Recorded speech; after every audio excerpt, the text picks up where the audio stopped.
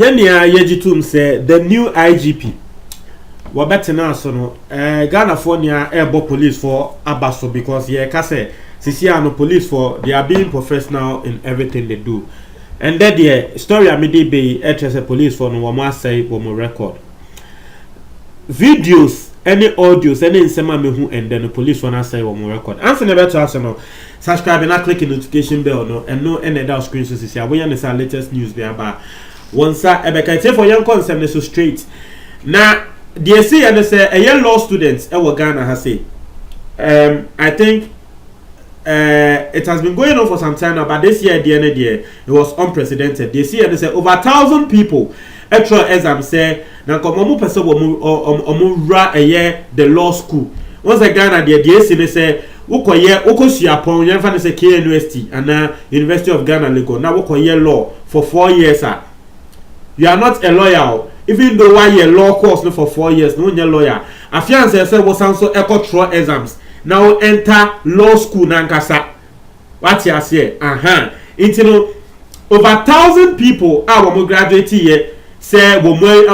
law 4 years. About tertiary our through exams akọ a year law school no. It's here for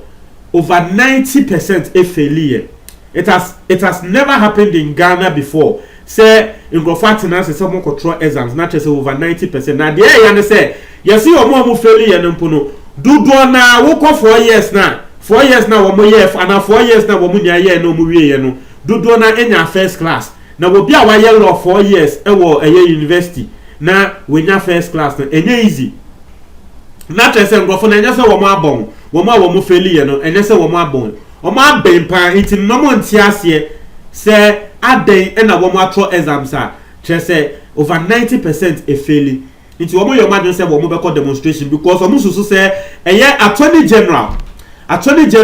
Yebeka say Ghana lawyers near chese wo mo maame and Ghana lawyers near wo mo panyin no bo babonti e bin say me betu dwa some few months ago say one tia say na say obi asori a wo pese wo ye law obi asori o pese o ye law na say die wo mo pese wo mo ye na wo mo te law students ne so wo mo te number na wo mo pese wo mo be ye law ne so it's not say based on that Nkofu say exams na Nkrofo Troy no na say asema attorney general no waka ato ho nti say by force wo ya adio wan ya adio ye fail and ntia eno musu say over 90% of people failed no because of ensema attorney general no waka ato ho nti student yo imagine say ende wo mo be ko demonstration na wo mo magana fo aso te yese endo meko demonstration nti enen so wo mo ko demonstration wo mo nya wo mo share red wo mo ka se wo mo ntiase se law school no wo mo yese over 90 over beka se over 1,000 people at through exams no waje be 100 pe obviously enya fair obviously ko fo beka se wo mo awaje o mo kra no se be protocol ye nim Ghana nsem beka se be protocol obi ko hu obi na ye nim. It's over your mother say wo ko demonstration say sir ade na wo mo ye na enye se na ye treat o mo no enye because wo so say exams no enye say wo mo ehufu o wo mo hu so na awawade ne say yes exams do wo ko hwe Nkrofo the number of people are enya be 39 over be 100 people na wo mo nya mark ya mo ye 39 Nkrofo ga say dabi into me yes sir say the large number of people over 100 and 200 people nkwan enya 1 marks and na say mo na mo ahye da asesa sa marks na masa Nkrofo no say mo pese mo be pass yo mo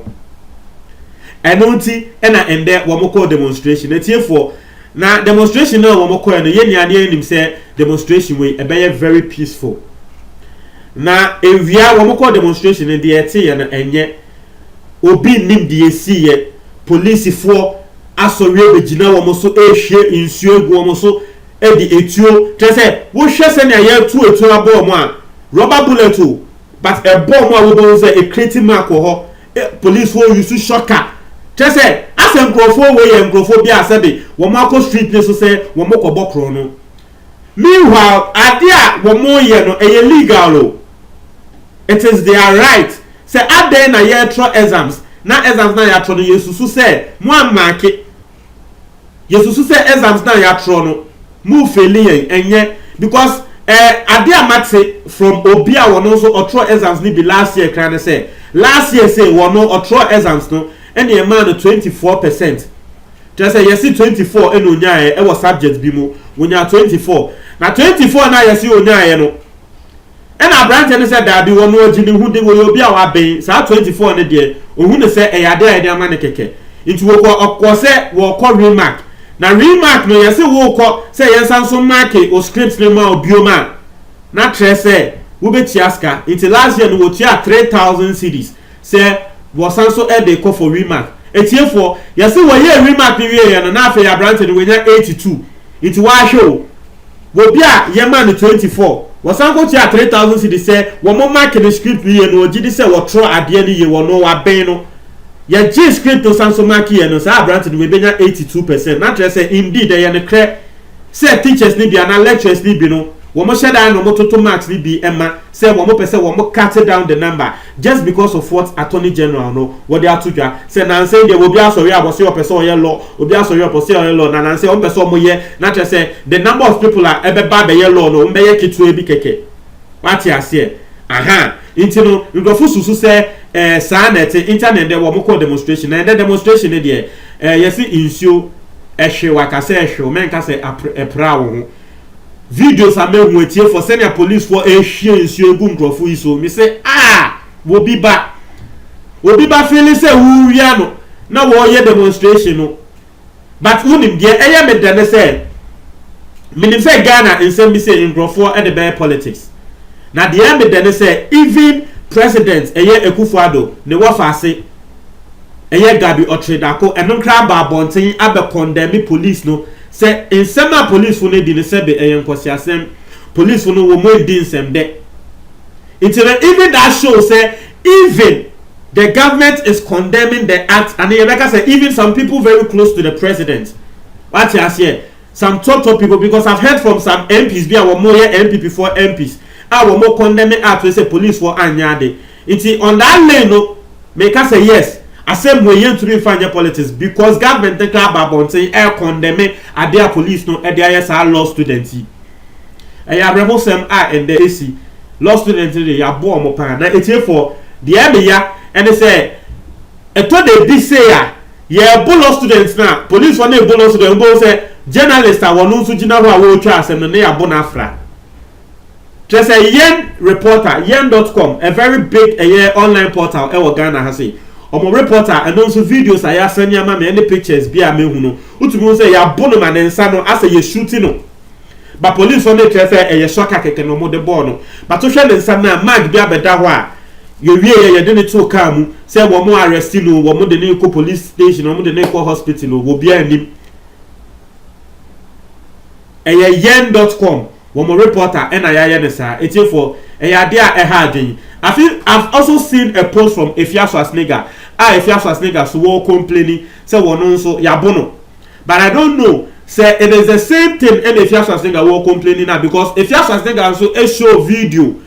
of senior police one wo mo bo demonstrators no wo mo hwe nsu egu wo so bo demonstrators no and Efia Swasnega the caption share here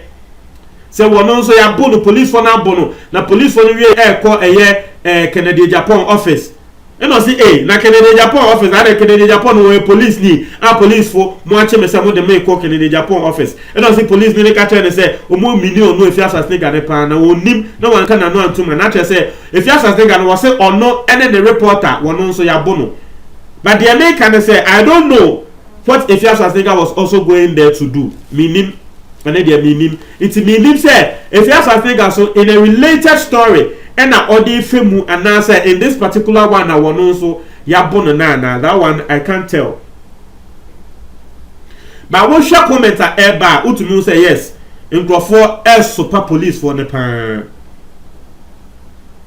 nkrofo super police for say wait dear we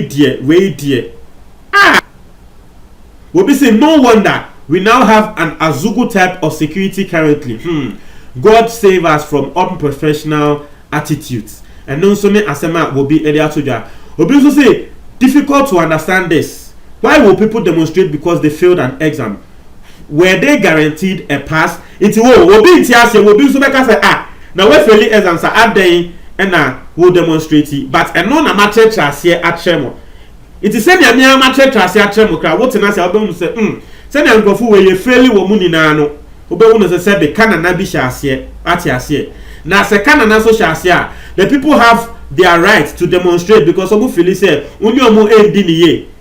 o the paper number nipa ko no wa ben wonya first class o yo obi a wa ben obi anim no wa tro no we hu say wa tro say be wo tre obi kra na nipa ko wa tre ne ka nipa ko na be pass no no pass ya won tie ase ate ase aha itete for mo tre mo adwen e wo comment box ni mo me da ase